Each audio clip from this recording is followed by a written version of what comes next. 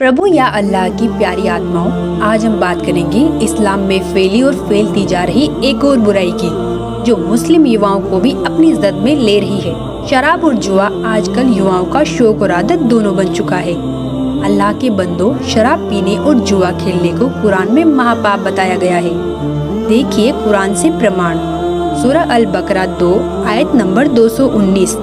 शराब तथा जुए में बड़ी खराबी है, महापाप है। प्यारे मुस्लिम भाइयों, इस बुराई से जितना जल्दी हो दूर हो जाओ। अल्लाह के और भी नेक आदेश जानने के लिए जरूर पढ़े पुस्तक मुसलमान नहीं समझे ज्ञान कुरान। धन्यवाद।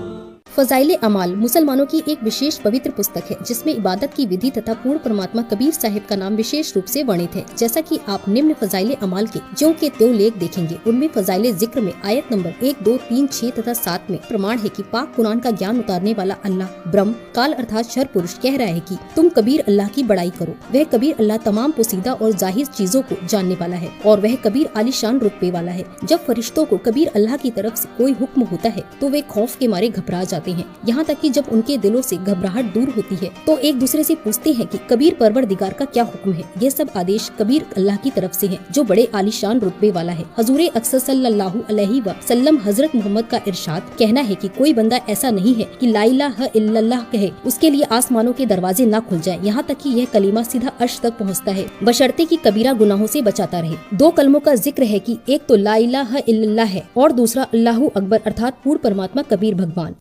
एक भाषा का काम अपने विचारों को दूसरे तक पहुंचाना है। वो सिंपल हो, क्षेत्रीय हो, चाहे अरबी हो, चाहे पंजाबी हो, चाहे गुजराती या मराठी हो या हिंदी हो, अपनी लोकल मातृभाषा हो, वो ज्ञान खरा होना चाहिए ताकि सामने वाला समझ सके।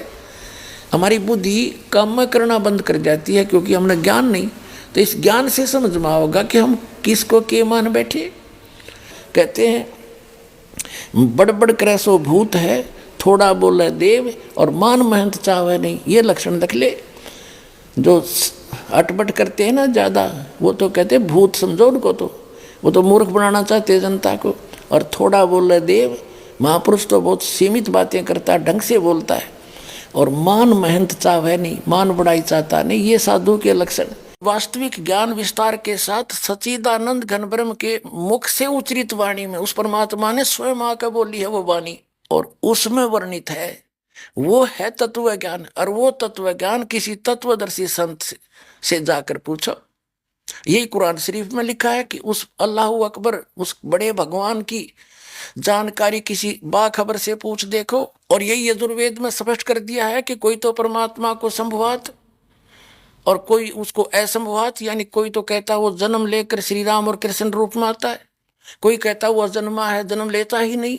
इसकी जानकारी, यथार्थ जानकारी तत्वदर्शी संत बताते हैं, उनसे सुनो। तो ये है वो दास तत्वदर्शी संत पुण्यात्माओं, जो समझ में आ जा तो आपके गोल्डन चांस है आपके लिए।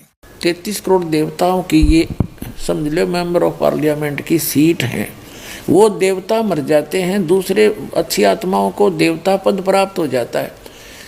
तो इस प्रकार ये सभी देव हैं। देव माने प्रभु हैं, स्वामी हैं अपने सत्र के। लेकिन कुल का मालिक जिसको महादेव कहते हैं, बड़ा भगवान कहते हैं, अल्लाह अकबर कहते हैं, वो सबका मालिक है। उसके सब देव हैं। ये अन्य देव भी उसके हैं, उसके अंतर्गत हैं, उसके कंट्रोल में है। वो सबका मालिक एक है और ये अपने सत्र के प्रभु हैं। ये सब खुदा होते हुए भी उस एक खुदा के हैं। ये सब खुदा भी हैं। ये है रियल डेफिनेशन ऑफ गॉड।